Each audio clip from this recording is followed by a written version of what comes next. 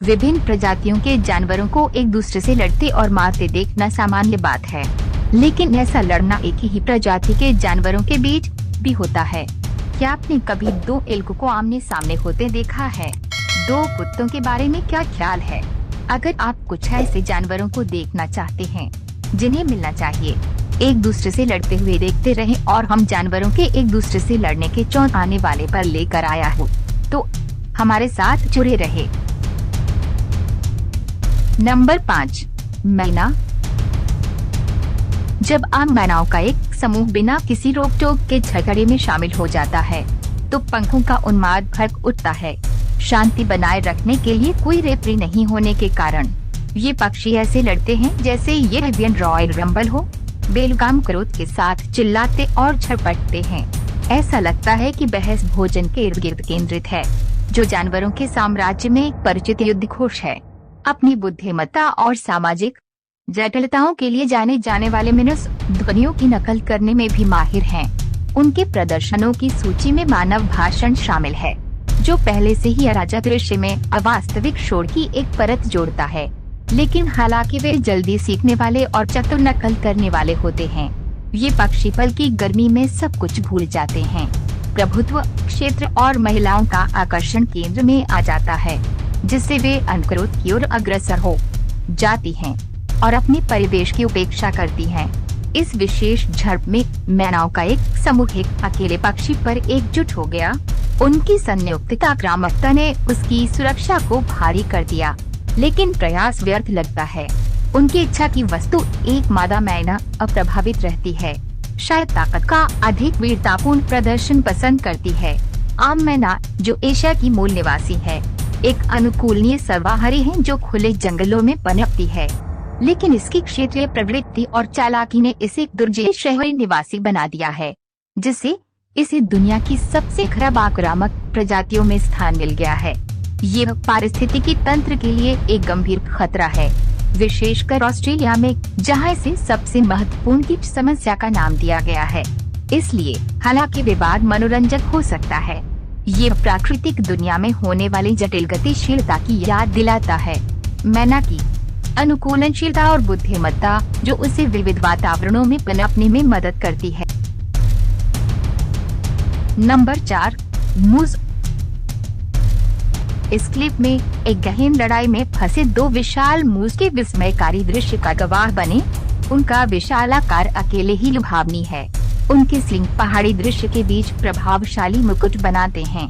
फिल्मांकन कर रहा व्यक्ति इन शानदार जानवरों के सामने बौना प्रतीत होता है। उसकी आवाज उनके टकराव की कच्ची शक्ति को व्यक्त करती है। इस क्लिप में एक पहाड़ी सड़क के किनारे पर जब भी मौका मिलता है, ये टाइटन्स धक्का मुक्की करते हैं और अपने सींगों को हड्डी तोड़ने वाले बल से कुचल देते हैं। ग्रैंड टेटन नेशनल पार्क में से जबरश फ्लैट्स का मास्टर, यह बड़ा बैल मूस चुनौती का आनंद लेता हुआ प्रतीत होता है। इस क्लिप में सर्दियों की शुरुआती बर्फबारी ने शिरस मूस को बिटरबश के महत्वपूर्ण पोषण की तलाश में फ्लैटों पर इकट्ठा होने के लिए प्रेरित किया है, लेकिन इस महत्वपूर्ण पोषण क्षेत्र के बीच प्रभुत्व केंद्र स्तर पर आ जाता है। इस क्लिप में दोनों मूस बैल उल्लेखनीय शक्ति के साथ धक्का देते हैं, लेकिन लड़ाई लंबे समय तक नहीं चलती है। उनमें से एक ने स्वीकार करने का फैसला किया और अपने प्रतिद्वंद्वी की ओर ऐसे देखा मानो अगली चाल का आकलन कर रहा हो।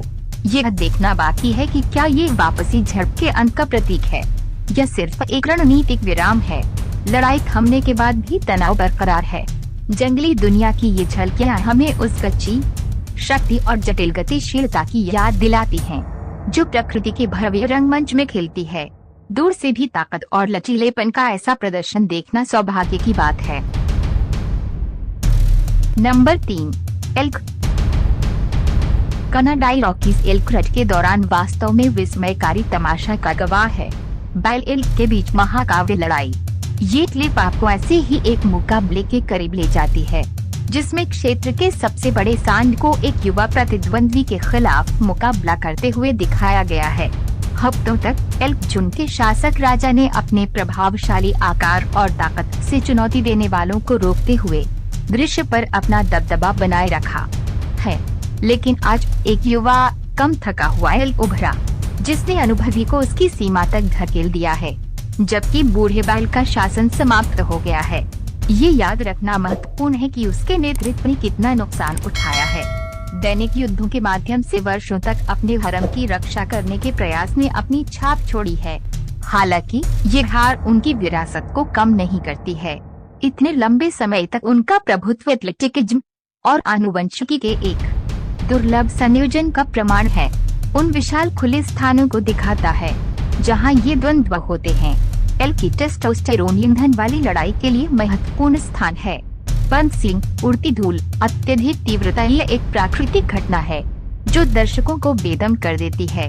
ये याद रखना महत्वपूर्ण है कि ये चिड़ियाघर के जानवर नहीं हैं। ये जंगली एल्क हैं, जिनका यूटा की सार्वजनिक भूमि पर शिकार किया जाता है, जो प्रभुत्व के लिए प्रारंभिक संघर्ष में लगे हुए हैं। ये लड़ाई अब तक दर्ज की गई सबसे लंबी लड़ाई नहीं हो सकती है, लेकिन इसकी तीव्रता और अवधि अभी भी प्रभावशाली है। ये इन शानदार प्राणियों की कच्ची शक्ति और लचीलेपन की याद दिलाता है। नंबर 2, नायला। चिलचिलाती धूप सवाना में 2 नायला नरों के रूप में गिरती है। उनके सर पे सींग गर्मी में चमकते हैं। एक दुर्लभ लेकिन तीव्र लड़ाई में एक दूसरे से भिड़ जाते हैं। ये शानदार मृग, जो अपने चरम यौन विरूपता के लिए जाने जाते हैं, एक ही पुरस्कार के लिए टकराते हैं। पास की मादा के साथ संभोग करने का अधिकार है। ये लड़ाई केवल पार्श्विक बल के बारे में नहीं है। ये प्रभुत्व का प्रदर्शन, टेस्टोस्टेरोन और आक्रामकता का नृत्य है। मैदानी इलाकों में सींगों की प्रत्येक आवाज गूंजती है, जो दूसरे के लिए पीछे हटने की एक मौलिक चुनौती होती है। क्या उनके मतभेद इस अग्निकुंड में लड़ाई और बढ़ेगी? इसका उत्तर केवल धूल और नायलासु ही जानते हैं। हार्मोन और क्षेत्रीय प्रवृत्ति से प्रेरित इन 2 मेल ने एक साधारण प्रतिद्वंद्विता को पूर्ण विवाद में बदल दिया है। एक ने शायद रोमांटिक इरादे से उत्साहित होकर अपने दावे को दूसरे द्वारा चुनौती दी। अब मादा की निर्णायक निगाह के तहत उन्हें एक लड़ाई में अपनी योग्यता साबित करनी होगी, जहां केवल विजेता को अपने दिल की इच्छा का दावा करने का मौका मिलता है।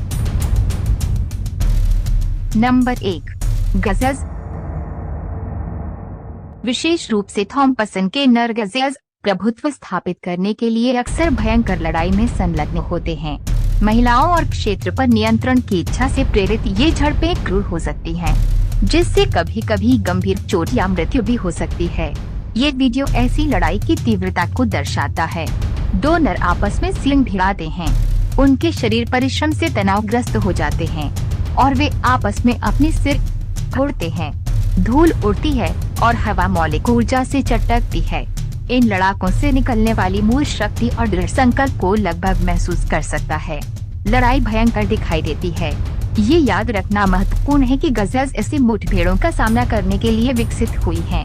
उनके मोटे सींग कवच के रूप में कार्य करते हैं और उनकी शक्तिशाली मांसपेशियां उन्हें प्रहारों का सामना करने की अनुमति देती हैं।